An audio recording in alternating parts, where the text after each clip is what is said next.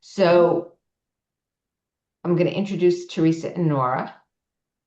Everyone knows them. They're really participating a lot. And why don't you talk about your topic? You can talk about it like not just a little blurb that was sent out, but your whole thing about the topic and how divorce wreaks havoc more than we realize on the emotions of the family. Yeah. So Nora and I spoke yesterday. And just the genesis of this really is actually, I had a sister who went through a collaborative divorce 10 years ago, and she even spoke to our Long Island pod after it was over in person. And she was one of these people who was blindsided, and I was not kind to her. I did not really, I was like, oh, come on, Ellen, get over it. It was sort of the way I felt about it. She was so devastated. I said, how could you have been blindsided? You've been in couples counseling for 6 years. And she said, I thought we would find somebody who was good and we'd be okay. And I kind of come to this work because my parents divorced when I was 24, and my father for the next 32 years would say, I did nothing wrong. And I used to say, Dad, I'm in the business. That's impossible. But he went, remarried for 25 of those 32 years, but still, could not deal with the fact that my mother had left him. And it started because I have a client, very high functioning, very successful, scaled, her career down when she was raising her three kids, um, everything going for her, and an absolute wreck. And she said that when I handed her, and this is, I feel really bad about this, but when I handed her the net worth statement, she just about had a nervous breakdown, and it was just too much. And Nora and I, have been talking and getting together, and I was like, I think it would be helpful if you and Nora met. And so they came in, and I kind of sat back. I tried to keep my mouth shut as much as I could and was really observing on such a much deeper level what was going on and wondering. I mean, it's another very close person to me going through this and having a very difficult time, that maybe this is worse than we think, and maybe there's a lot of things that we could do differently that would help our clients. So I sat and watched these two people talk to each other, and uh, it was clear that there's a lot more that I think we, as the other professionals, or maybe even the family specialists, need to be aware of in order to really be helpful. And just in case Nora doesn't say this, I want to say what she said, which was the goal. Well, I'm saying the goal of collaborative was from the beginning to help families navigate divorce in a healthier, more peaceful, less damaging way. And Nora, what do you think about that? And we succeeded. I I think that there's an understanding for me as a person who does this work and for me as a person who is on the other side of a collaborative divorce, is that divorce is not a singular event. It's a lifetime event when you have children. It keeps going on and on and on. And how we show up in the divorce or how we're holistically supporting clients, noticing how they're doing. Clients often want to rush through, they want to get through the pain, but that's actually not going to make the pain go away. And then we're leaving clients sometimes in worse shape than we may actually realize that they're in.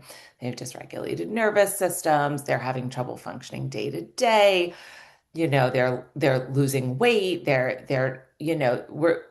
look like they're okay. They can look like they're okay, but how they actually are, and if they understand the decisions that they're making and the long-term effect of them, is a whole other story. And, sitting together sort of in a mode of explaining, well, what is collaborative? What are the benefits of it? And checking in to really ask, how are you? Mm, What's going on? Like I noticed that, you're looking like XYZ, or how's it going day to day, or how are the kids? And I feel like as NYACP right now is in a little bit of a growth, right? And some change. I think we as a collective have an opportunity to dig in a little deeper to say, what are we doing right? And what can we do better so that we're arming our clients to go into these meetings and be able to actually function and really understand what's going on. And then when they leave, they're leaving our care, but how are they really, right? Because they have to go out into the wild and function day to day and parent and navigate all. Parenting is hard enough, and parenting in two homes a little extra spicy sometimes. And so people have to keep going out there. I said to Teresa, um, an obstetrician, is with you and they deliver the baby and they send you out into the world and you're like, oh my God, I have a baby and no training to be a parent, right? So we're here with our clients and we have a real opportunity to really help them. Divorce touches every single aspect of someone's life, truly. And I think sometimes as professionals, we may underestimate what it takes to get through the actual divorce process. And that when our clients leave us, that they're not going to be perfect because divorce is really hard, but that they're okay, like that we can feel proud of the work that we're doing and that we're making it easier for our clients to get the support that they need, so they don't have to do more work, more work, more work. And It's so, really too bad. I'm sorry, there's not more lawyers here because I think this is largely directed at them, to see.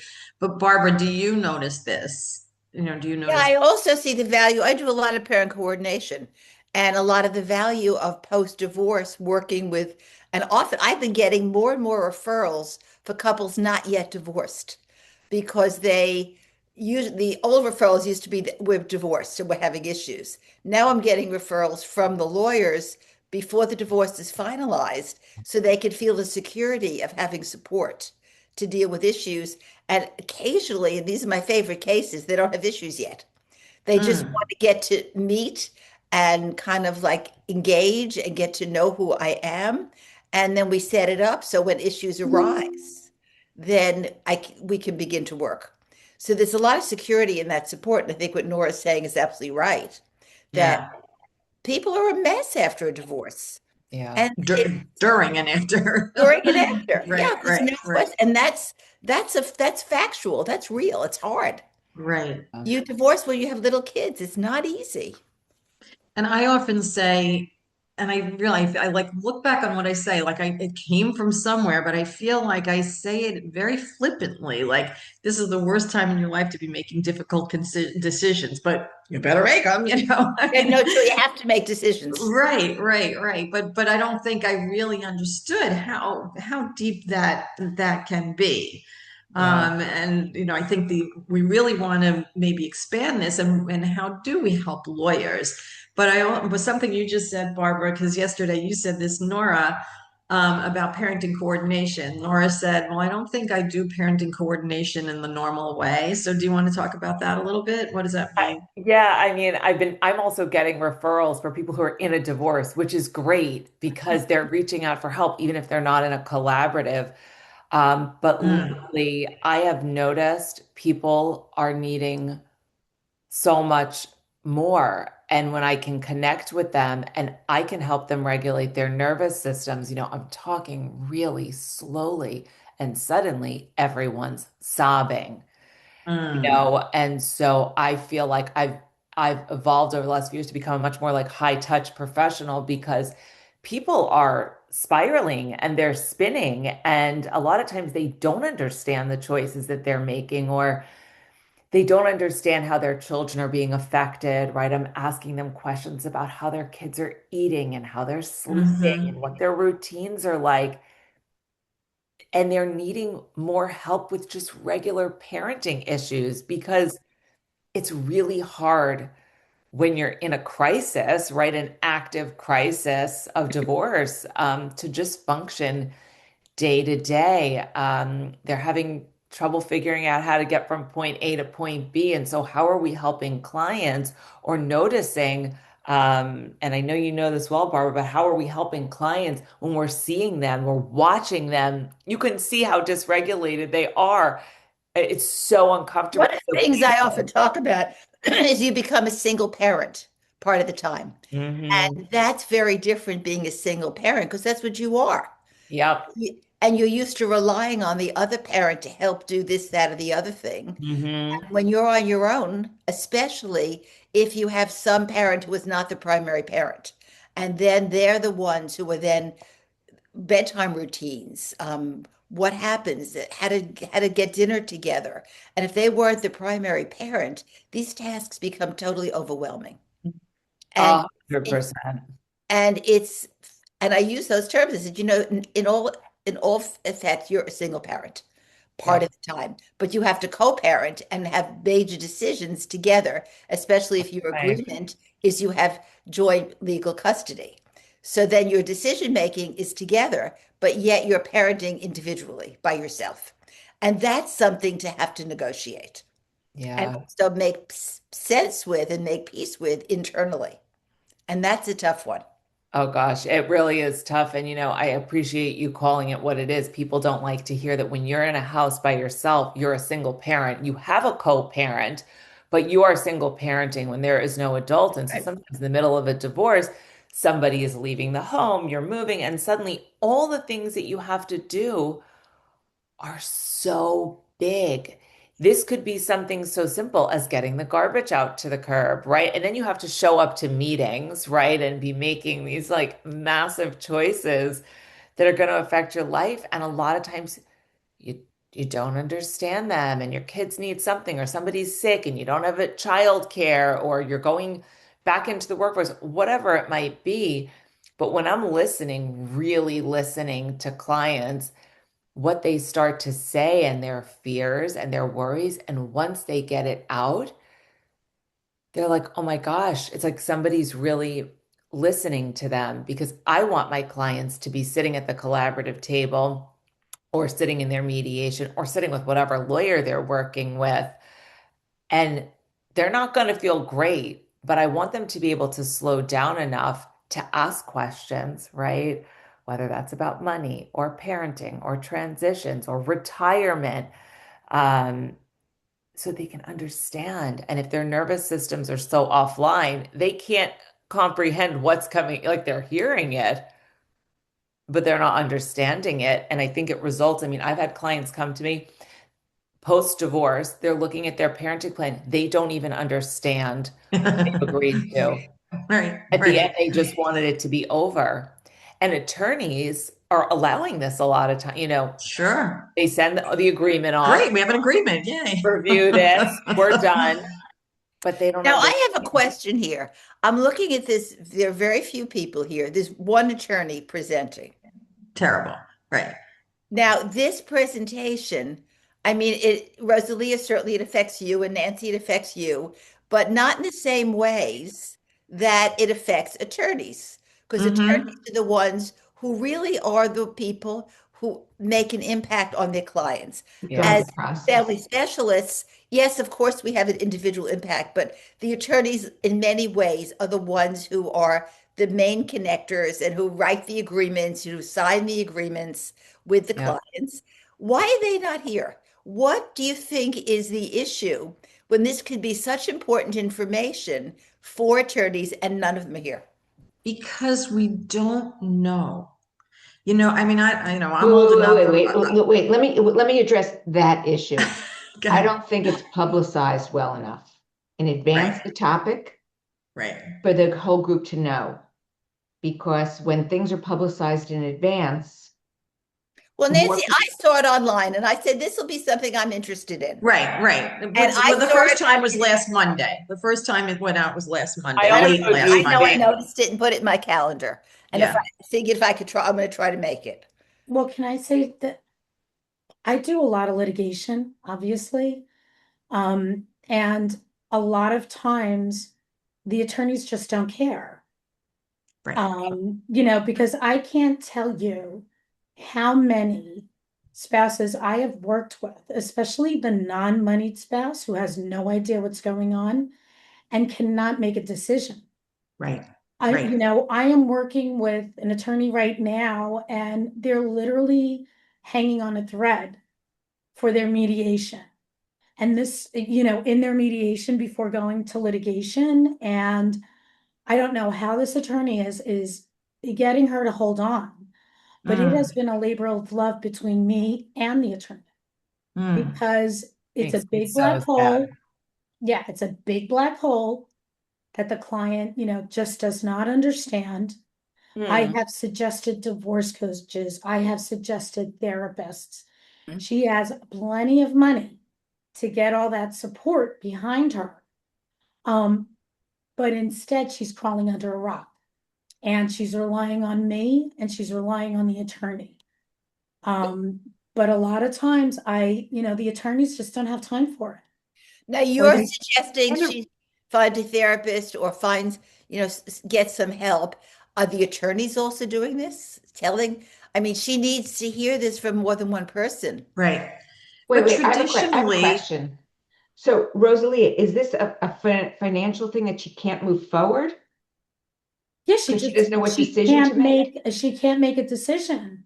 Because So, if you're gonna mediate, right, there's one solution and you have to let go of certain things, right? In your settlement. It's not going to be the same as if you're litigating and you're going to court and you're going to get the business valued and you're going to get this valued and you're going to do forensic work here, as opposed to in mediation. well, we can do that in mediation. We yeah, do but that in so I mediation. find that when I know, Don't but do in forensics this generally. particular circumstance, her husband doesn't want the business valued. They never do. right, yeah. Why would Right, they? of course, but there are, and she's not getting compensated for that. And the Mhm. business, without doing a business valuation, I can tell you it's a substantial asset. Mhm. So the question is, you have to pick and choose, not only pick and choose, but what are you getting, to replace that you're, for not getting the business value. Right. Right. And, So the attorney is like, said to her, you can either, this is what you stand to lose. You can do A or you can do B. And What can you live with? I like to say exactly, sometimes. yes. What it's a can you good way to live put with? it. Right. It's a Yeah. good way to And say it. she can't make a decision. Right. So one of Right. the things that I do as a financial person is, I do modeling. So, so that they can just see what their future is going to look like based upon different choices. So it helps them to move forward rather than saying, you can, I gave this example many years ago, if you only have a choice of vanilla ice cream, you're going to decide, do I want it or not want it? Whereas if you have a choice of vanilla, chocolate, or strawberry, you can evaluate it and then you're making the decision. Not like they're saying, well, take the vanilla, that's the best thing for you. Well, that's if you have the information. Right. So Your I'm model. dealing on a case where someone came to me through a friend or whatever, and now they're mediating. But I don't know whether it's cultural or not that one person is just giving in completely. And one of the things that they said, they didn't want the business valued, that the husband said, well, 30% of the value of the business is really, like marital or really should be hers because she was part of the business. And at the bottom line, she accepted 10%. Ooh. She needs So a of course, coach. in my footnote, Wow. that the attorney, hopefully her review attorney is going to look at is going to say it was 30%. Now she's only getting 10%. Because as much as I try to say, like, there's so many inequities in this, so much imbalance in what they're doing. And I kept saying, are you having your review attorney look at this and that? There's just, some people just say, I'll come up with the money or I'll figure it out. And so the question might be like, what's going on for her? Yeah, That she major can't. red flag is Right. what's going on behind I think the it's scenes. cultural. Well, Okay. Right.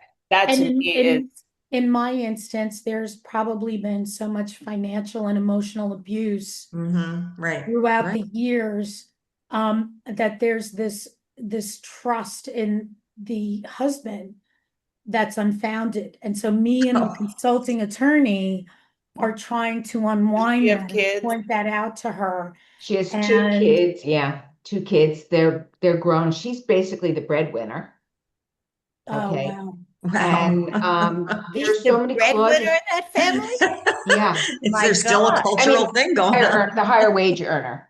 Wow. And the whole thing is that beyond the divorce, if he does this to his office, which is a office residential in Manhattan Co-op, if he does this within the next couple of years, she has to owe him for this amount if it gets revalued and reappraised. It's Oh like, my gosh.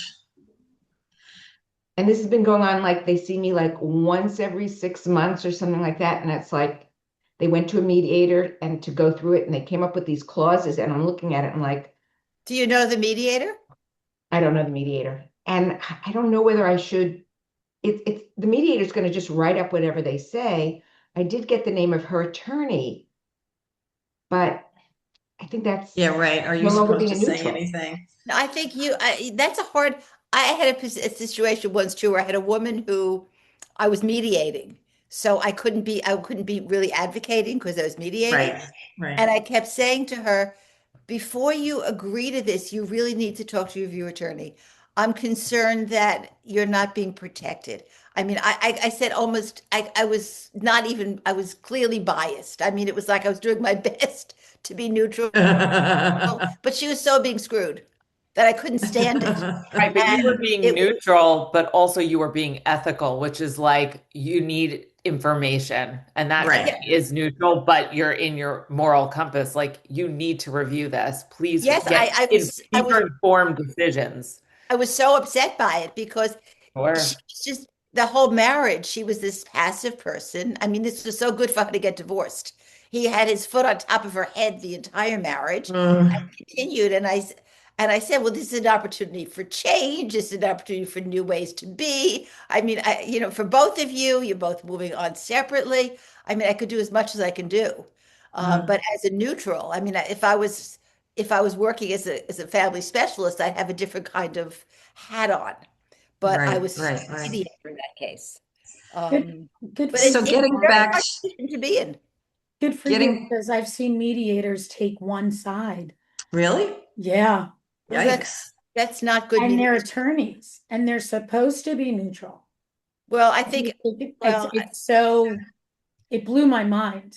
It the blew, job I mean, of a good mediator is mediator, to stay neutral. A good mediator stays neutral. correct, right, correct, yeah, of correct. I mean, course. that's shocking, but well, not shocking.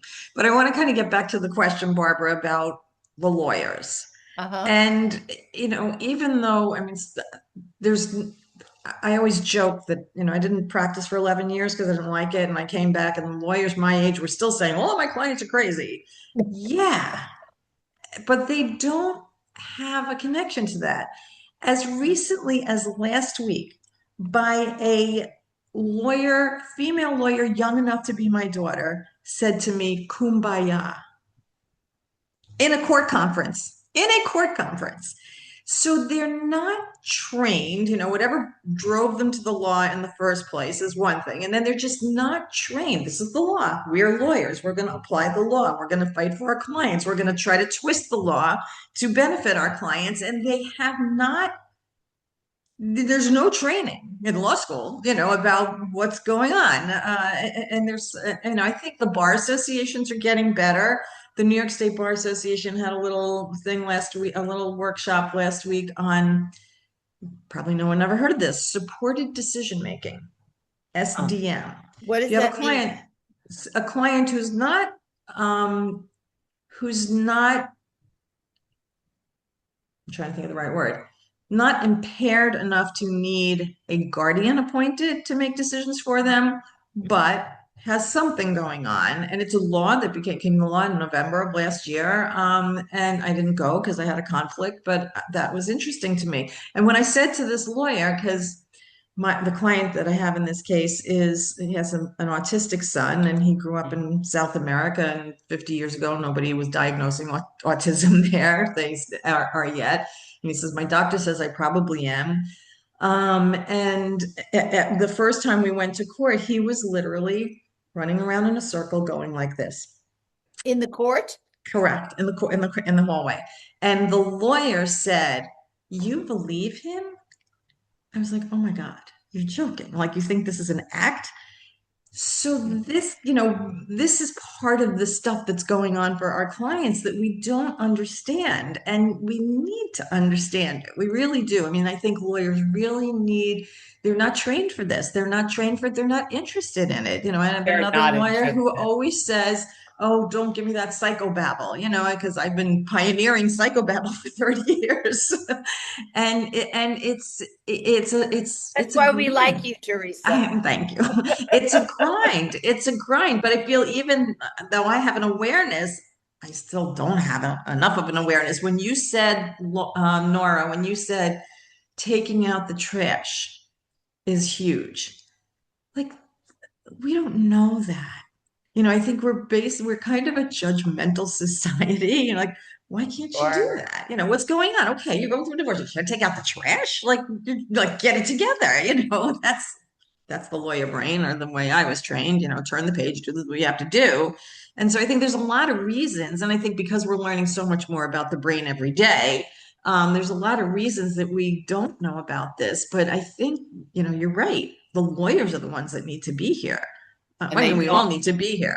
Most lawyers don't want to listen. I share with Teresa, and we were talking about this, and I would talk to every single lawyer that would potentially listen or doesn't want to listen. I have an urge to like knock on their doors and show up and be like, give me 5 minutes of your time because we are harming people and we are harming children. I always say to people, divorce doesn't harm children. Parents harm children. It's the parents, and they don't have the information, and people are going to their attorneys for safety, which I get because you feel like they're going to keep you safe, right? Barbara, to your point, it's like they're the ones, they're the captain of the They're ship. the gatekeepers. And Yep. it's a really, really bad setup. And, people don't want to listen to what they could be doing or, well, what are our clients actually dealing with? I have had clients disclose things to me when we're doing parenting work, trauma that they've been through. It is directly impacting the way that they are making decisions, even with the money. Divorce money is not regular money. There What do is you mean by that? so What's that much mean? emotion attached to it. So when you're making decisions, it's not like you're like, what, should we go on this vacation or should we not go on this vacation? There's so much more attached to it. You're not talking about making a small investment, it's your life. And I think that when we see clients struggling, it's the lawyer's job and they're not here. And even in a collaborative setting, not all collaborative lawyers are doing the right thing and they're actually Right, right, being right. super collaborative. They need to lean in. They need more information. How are we helping our clients to even sit at the collaborative table? Do they even understand what that might be like? And how are we checking in with them after to make sure that they're okay? Do they have any questions? Do they understand? What can we do for next time? Noticing when people need help, right? We're just not. I mean, I In some ways, Nora, you're talking about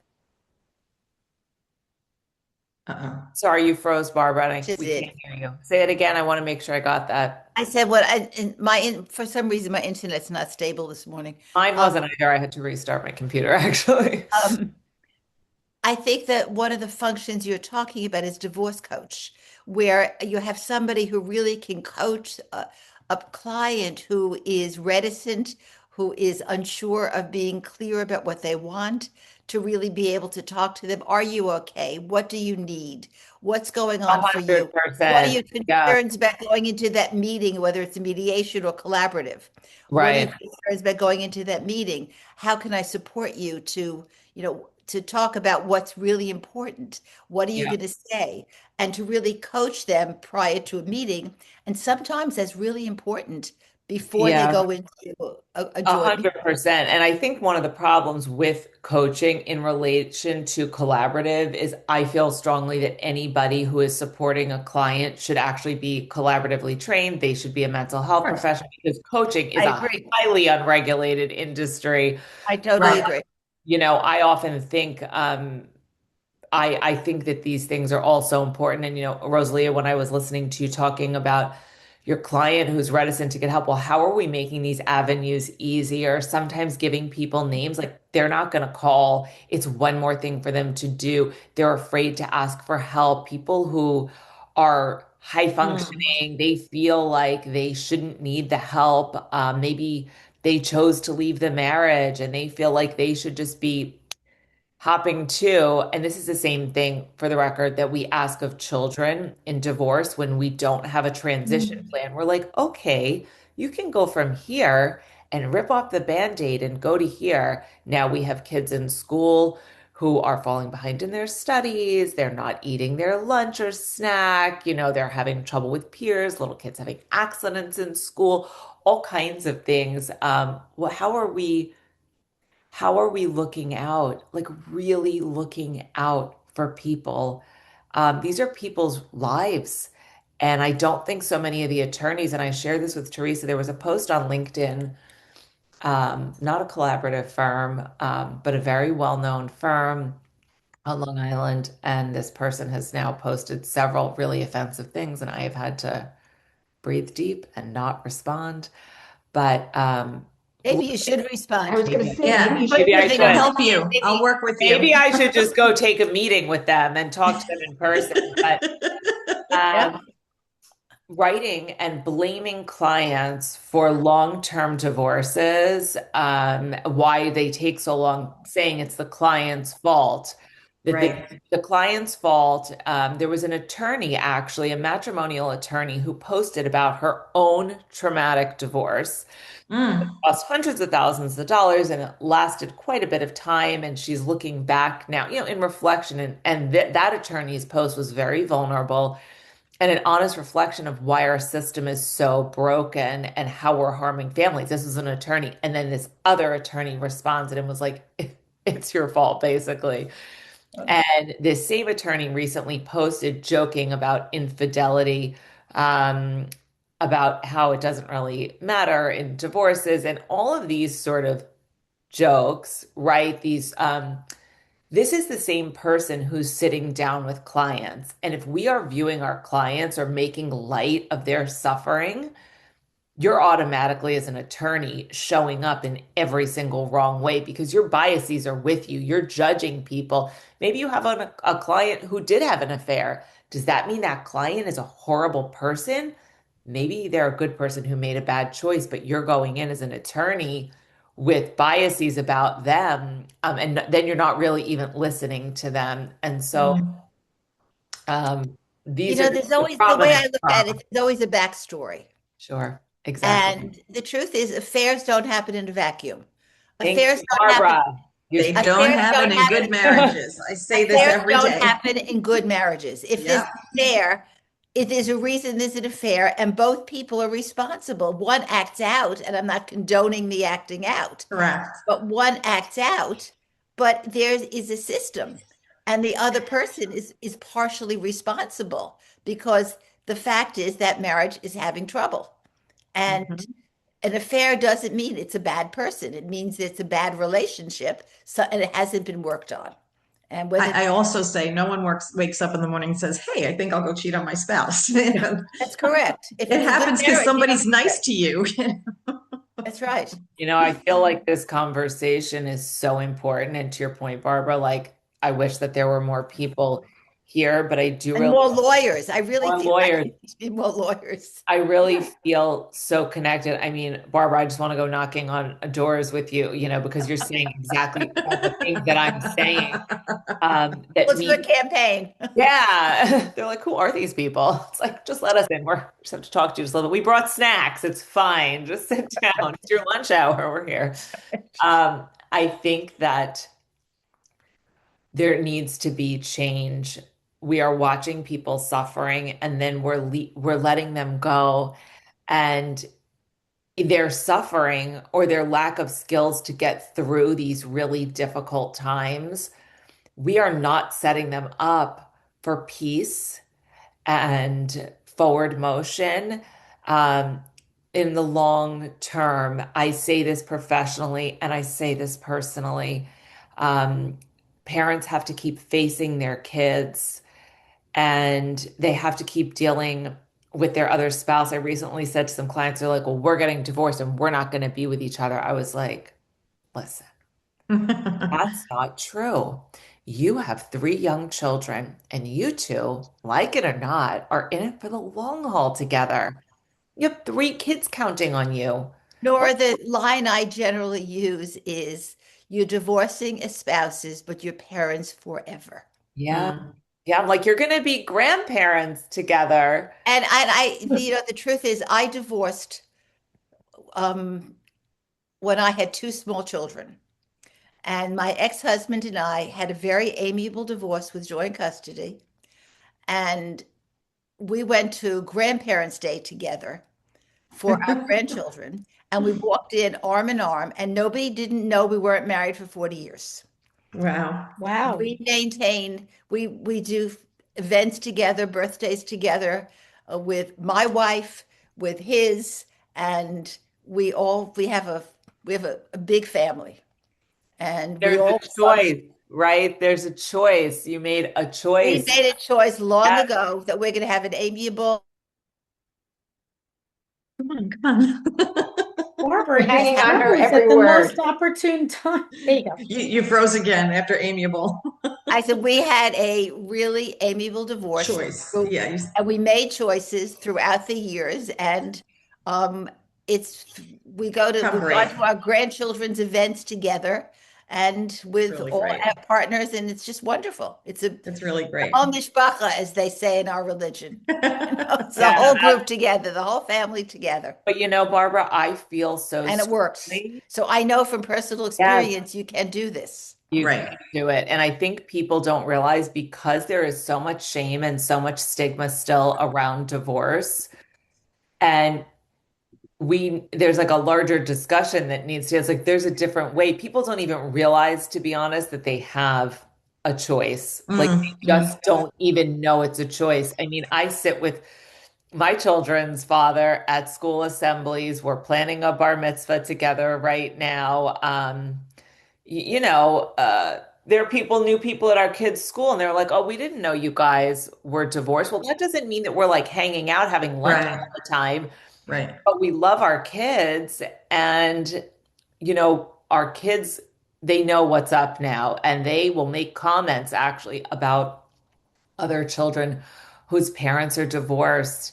They yell, the parents don't talk. A kid at camp told my older son, well, you have two homes and I have two homes. Well, what happens when your dad drops you off? Well, my dad won't come to the door.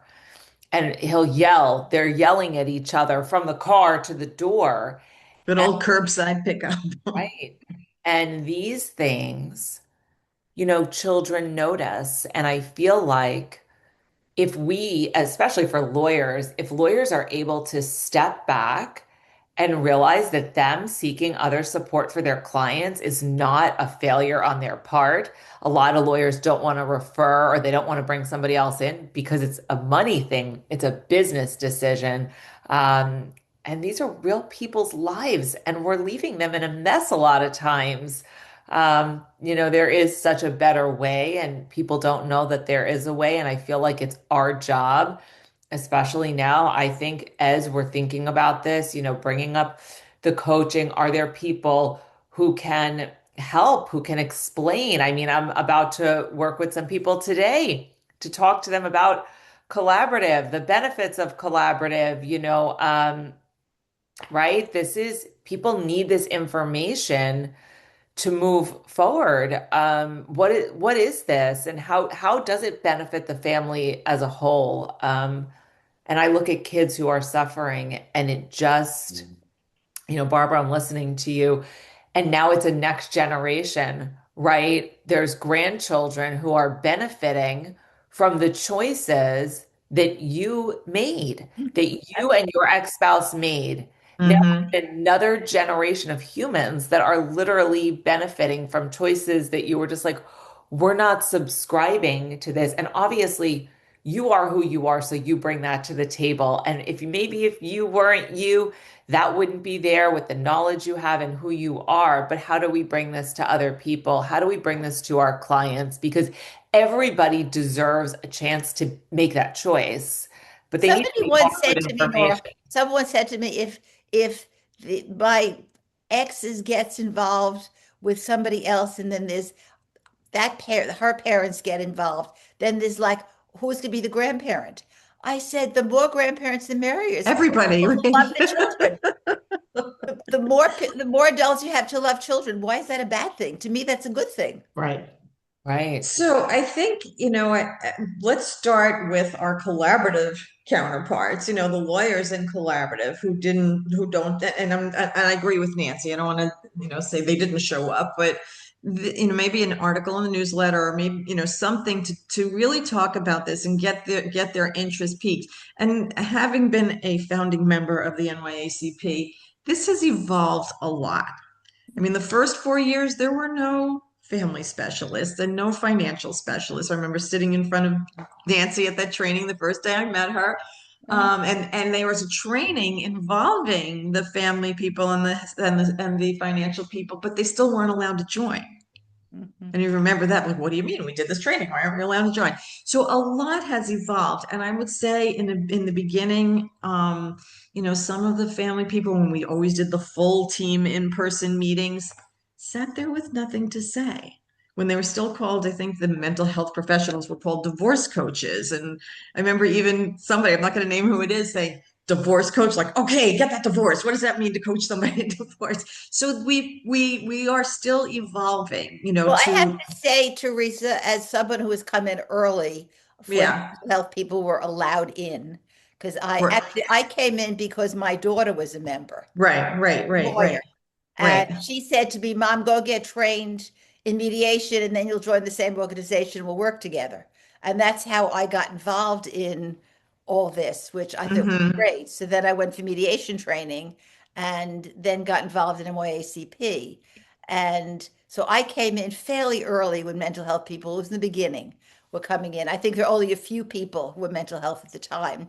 And we have always been second class, and we still are. And But that's have you says it evolved at all? So very this change is goes this too slowly, as far as I don't know how you feel, Nora, because you came in later. But we have mental health groups that meet once a quarter, whatever it Yeah. is. And it has not evolved nearly. I mean, the years that I've been involved, it's so small, the incremental change. And Mhm. we are still second class. So, Mhm. so I You just agree want to with me, address, Nora? I will say, and then I want to hear what you're about to say, Nancy.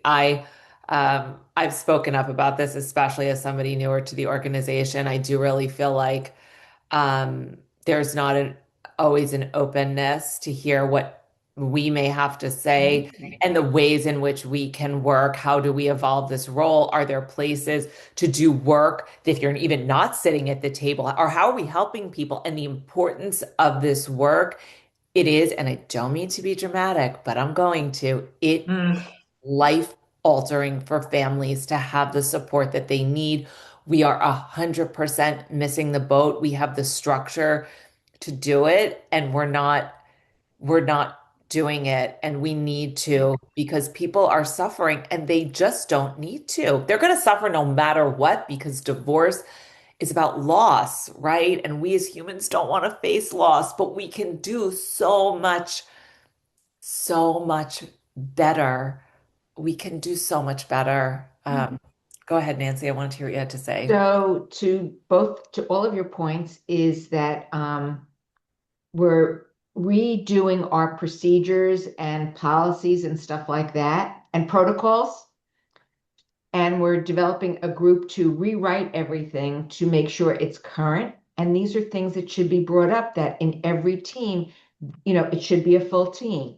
These are the steps that should be taken. So if anyone wants to be part of that meeting, we're having something today at 4, like a general thing.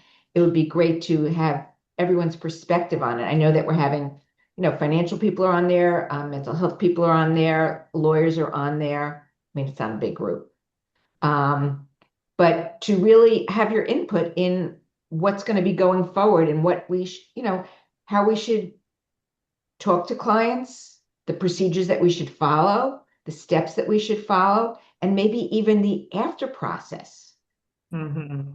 You know, One maybe of the there should And things be. the we've talked before about, process. one of the things we've talked about forever is that many lawyers don't do full teams. Correct. Some Correct. do, but many don't. And clients say, "Oh, I have a therapist. I don't need a family. I don't need that kind of mental health support. I have a therapist."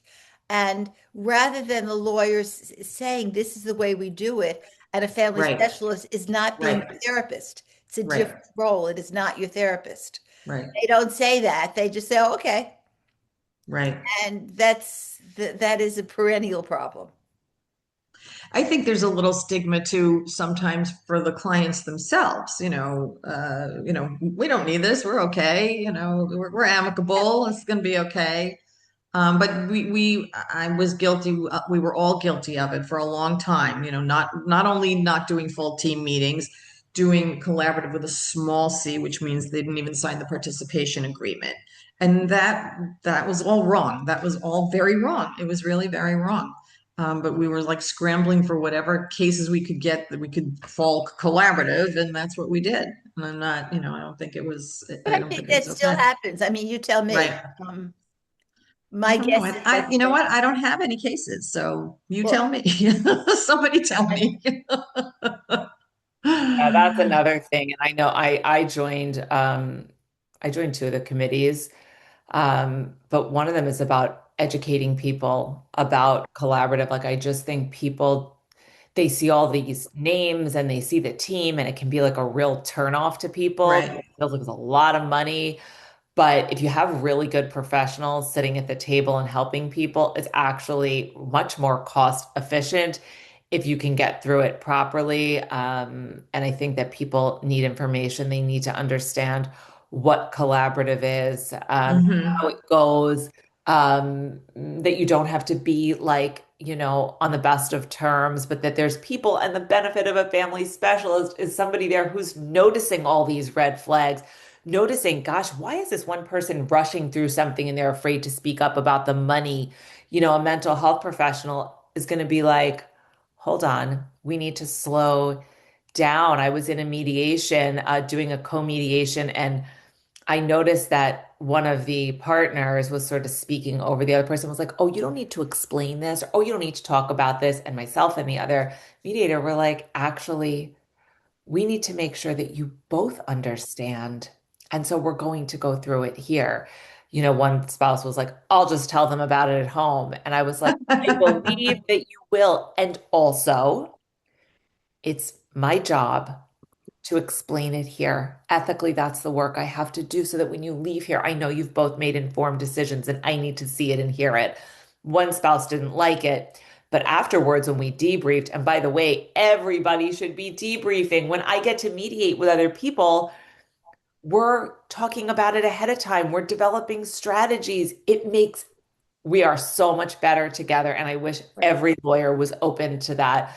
I'm not trying to be a lawyer. I don't want to be a lawyer. I don't want to talk about somebody's assets. I don't want to talk about retirement. Like I'm not here for it, but I want to talk about people and I want to stay in my lane. And if we can all know that that's a good thing, like really know it.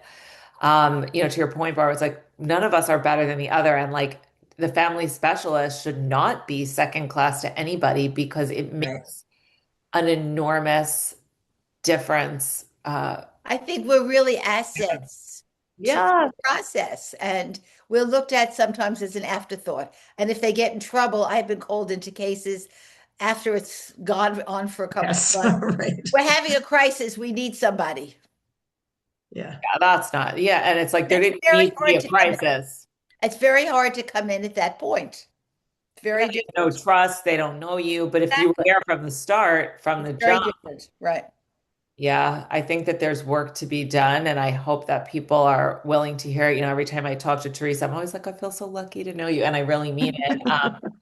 I do because I feel like Teresa's always listening and wants to know. And I just think it's so, honestly, it's really rare in an I attorney. agree. Teresa's a very special lawyer. I have had my So experience with her too. I have a question for Nancy. And Nora and I have talked about this as far as getting cases. And this might crack the code, I don't know. But, and I think maybe we've talked about this loosely in some of our little smaller groups. We need to all not volunteer, but have a practice or part of our practice where a couple that might be interested in collaborative comes together to me and Nora. You know, maybe even the two of us actually would make the most sense. Maybe three, maybe a financial person too. Then they can't hire us. I guess as a neutral, they could hire the family specialist and the financial specialist, but they can't hire a lawyer who's sitting there as a neutral. But we all do it, charge them $500 for the hour or whatever it is, $250 for the hour. And now they come together to learn what collaborative is. Because as we all say, I mean, I know you're meeting with my person, my client today. Yeah, she wants to do collaborative, but how is she going to get her husband on board? And if you went to one place, if they went together to you, Nora, and you explained it, then it's okay. And now we just need to find a lawyer for him. That I think would be easier than, okay, go tell your lawyer you want to do collaborative. And then the lawyers, your spouse, and fuck you, I'm not doing it. And, it doesn't go anywhere. What do you think about that? That's why a lot of it always started with the mental health people, family Right. specialist, Right. because I think that's where we were trying to educate people that would go Yeah. to family therapy to then say, okay, you know what? You're going to get divorced. This is a better way to do it, and to refer out, kind of thing. I think it always started with that is the best venue because to talk about collaborative divorce, correct? So if somebody calls me and they're interested in collaborative and they want to get their husband interested, can I say, go to Nora and she'll explain it, or go to Barbara and she'll explain it? This is not a protocol that we have. I don't know what anybody else thinks. I I think think it'd that be helpful. anybody could explain. I think lawyers could explain it too. I mean, I don't think that. Yeah, I think it might be agree. less certainly threatening. have I think it talked might to- be less threatening Well, if I've a certainly mental. talked to clients about collaborative without question. And I've also given lists of lawyers. Sometimes people have asked me could you give me recommendations of Right. lawyers? And I've given lists of lawyers. But I think that it depends on the people. It depends on whether there's a positive transference to trust. If they've had good therapy experiences, they'll probably trust a family specialist more Right. if they've never been in therapy, because there is something of a connection. But And I think it's a neutral referral person speaking depends on about where it. the referral came from, where you get that person to call you. And I think that lawyers could certainly talk about collaborative, but inclusively to talk about it, that it's a team approach. This is how we work, Right. Right. and to really be clear, and not as it's not optional. And what often happens is it's like the two lawyers get together, and then it's like optional whether they include Right. Right. Well, family there's specialist. another But if good. they directly refer out, let's say one client comes into the attorney, says, talks about collaborative. How do I get my husband on board? Sometimes, the attorney sends a letter to the husband or whatever, talking about whatever. Maybe to say, you know what, maybe the next step would be for you to meet with a family specialist who's neutral, who can explain things in a non-threatening way, and this and that, and to explain the process. And then that neutral could either stay on, right? Still be on the case. Right. And Right. also can also give them the list of other attorneys that are in the collaborative, framework to work with. And then that one person who went to their attorney first, who got the referral to the family specialist, can keep that attorney. Right. And then the other one finds someone. But they're both hearing about the process at the same time and asking Correct. questions in a non-threatening way. Right. Right. And sometimes they want to hear things separately, and Yeah, absolutely. not together, and that's okay too. 100%. I agree with that so much. And sometimes people need a minute separately. I've been offering that a lot lately, and I find it to be when they're more comfortable, Oh, I'm yes. developing better trust with people. They understand that what they're saying to me is confidential, but they're able to just unload some stuff they need to unload, and then they can get a little bit unstuck. And I I find do that with mediation also. I kind of offer a 15, 20 minutes freebie, I call it a meet and greet. I said, For each one of them separately? yeah, I offer a gratis meet and greet for like 15 minutes for each person, Yeah. so you can understand the process. I don't get into the whole story. Right, right. I want you to understand what the process is, and they'll tell me like a snippet. If they start getting into details, I say we're not getting into details now. Right, I right. want you to understand the process and me to understand how old your children are, what this basic situation is, who's been the primary caretaker, minimize the basic questions. But Right. I don't get into a whole, I don't get into the whole details. So, I mean, Nora has said this before, and it sounds kind of brilliant to me. It really does, because I think the clients want to let you know what's really going on in there. Then maybe they're not going to say that in front of each other. But when I was trained in mediation, you weren't even supposed to pick up the phone because you talk to one and not the other, So this is also, I think, really a good idea. But you talk to both. You don't just talk to one. So Yeah. And they both know the conversation's happening. Like I'll say to right, somebody, exactly, I spoke to your exactly. spouse. I'm speaking to, Yeah. I spoke to your spouse an hour ago, and they know. And they honestly Right, right. haven't had anybody. They seem real happy about it, actually. Yeah. I've had the same response. Someone will call me and say, I'm not sure I can get my husband on board. So then I always say, send an email to your husband, copy me, and say, Ask him to call I me. say the I same met exact with thing. Barbara I met her for a meet and greet, and she asked to meet you as well. And it's in an email, so it's very transparent. Right, And right. then I get in contact with the They other like that. person, and this Exact same. way, then we're above board. I meet each one for 15 minutes, and there's a basic conversation. I have found that extremely helpful. Yeah. I have too, Good but that's beginning. mediation. So this is, it's I've done that with different mediation, and I think it could work with collaborative too. I also do it with parent coordination. Yeah. I But with find collaborative, right, but start. with collaborative, the lawyer can't talk to the other spouse. Right. That's the rub.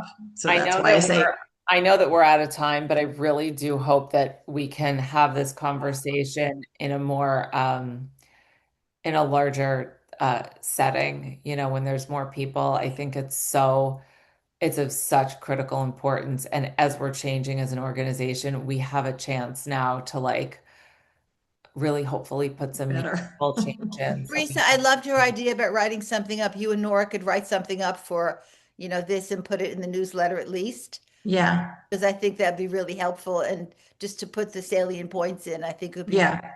Even Yeah. the blurb that you gave me that was longer that we couldn't put out there was really good. Nancy said, I I need loved to your, go. I, Thank you. I've Thank Thanks, you, Barbara. everybody. Nice to see everybody. I All have right. to All go right, to thanks so